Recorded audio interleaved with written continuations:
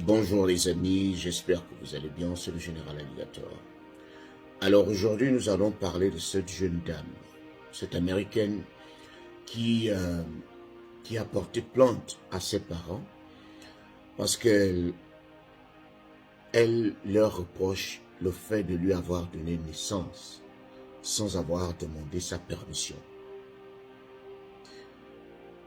En effet, la jeune dame est née dans une famille et lorsqu'elle est née et lorsqu'elle a grandi, elle ne savait pas qu'un jour, elle allait se retrouver seule pour chercher du travail et pour se nourrir. Elle a pensé que lorsque ses parents lui avaient donné naissance, c'était le genre, ses parents allaient s'occuper de tout. Qu'ils allaient s'occuper de ce qu'elle doit manger, de ce qu'elle doit boire, d'acheter sa voiture.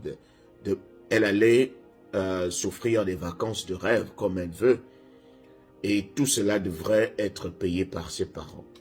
Alors, lorsque ses parents lui disent, non, il faudrait que tu arrives à t'en sortir toi-même, que tu partes.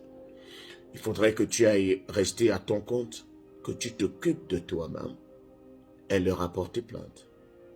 Elle leur a dit, je ne peux pas accepter que vous me fassiez venir dans ce monde pour que je m'occupe encore de moi-même.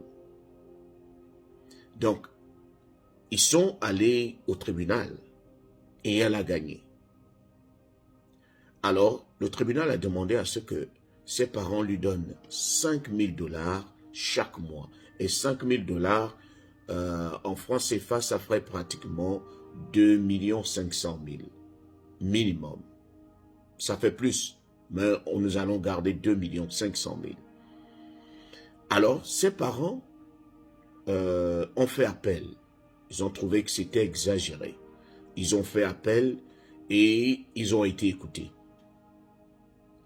Donc, ça, les 5 millions, les 5 000 $ qu'elle percevait chaque mois ont été coupés. Et là, elle se plaint.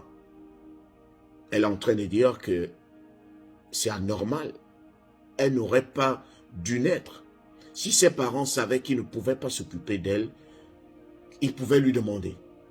Ils pouvaient lui demander quand elle était encore dans le ventre, quand elle était encore sous forme embryonnaire.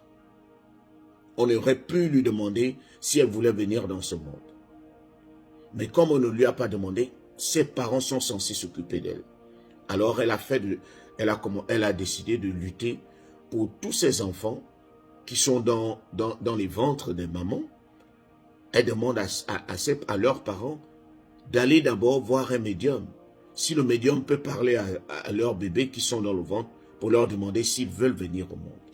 Auquel cas, qu'ils avortent. Les amis, cette situation m'a interpellé parce que j'ai essayé de regarder ça sans émotion, sans mettre les organes. J'ai essayé de comprendre la jeune dame en question. Premièrement, j'ai trouvé son approche très exagérée. Tu portes plainte à tes parents parce qu'ils t'ont donné naissance. Qu'est-ce qu'ils ont fait de mal? Deuxièmement, j'ai essayé d'approfondir la réflexion juste parce que moi, je ne condamne pas d'abord quelqu'un sans l'avoir écouté entièrement. Alors, elle a donné ses arguments. Si une dame sait très bien qu'elle n'a pas assez de moyens, alors qu'elle ne fasse pas des enfants. Parce que ces enfants risqueraient de venir subir. Qu'elle se rassure d'abord qu'elle a assez de moyens. Dans cette approche, je peux la comprendre. Parce que c'est aussi ce qu'on appelle le planning familial.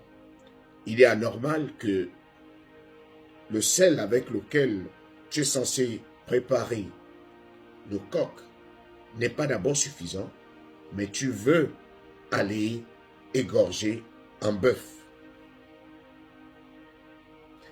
Alors, si chaque parent se mettait à réfléchir pour dire, si j'accouche aujourd'hui, dans quelles conditions va naître mon enfant? Est-ce que mon enfant ne va pas passer par des moments difficiles? Pour éviter cela, c'est pour cela qu'on utilise les méthodes contraceptives. pour que cela n'arrive pas. Sur cette approche, je comprends son point de vue. Mais de là à dire qu'on doit te contacter quand tu es encore dans le ventre pour te demander l'autorisation, pour te demander si tu peux venir au monde, c'est exagéré. Je ne pense pas qu'il y ait un numéro de téléphone pour les bébés qui sont dans le ventre. Je ne pense pas qu'on ait la possibilité de communiquer avec ces enfants qui sont dans le ventre pour leur demander s'ils veulent venir. S'ils ne veulent pas venir, s'ils déclinent l'offre, qu'on avorte. Je ne pense pas qu'il y ait ce moyen-là. Et un enfant qui porte plainte à sa mère, ils t'ont nourri, ils t'ont logé, ils t'ont élevé jusqu'à ce que tu deviennes une grande fille, tu es influenceuse sur TikTok, cela veut dire que tu peux déjà t'occuper de toi-même. Et de surcroît, elle-même, elle a 2 enfants, mais elle a dit qu'elle n'a pas fait des enfants biologiques, elle a préféré adopter. Et elle est allée demander la permission à ses enfants. Elle a dit, c'est elle qui fait même l'effort d'être gentille parce qu'elle adopte des enfants qui ont été accouchés par d'autres personnes incapables de s'en occuper. Et elle les a adoptés.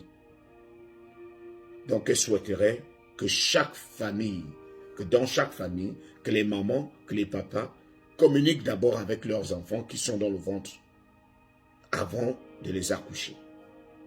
Les amis, vous allez me dire en commentaire si son approche est normale.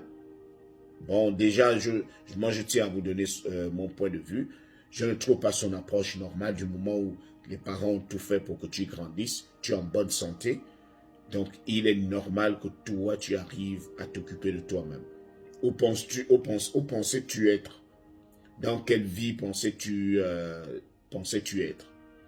Tu n'es pas au paradis pour dire que ce sont tes parents qui doivent s'occuper de toi, qui doivent te nourrir jusqu'à l'âge de 50 ans. Toi, tu vas faire quoi pour tes enfants?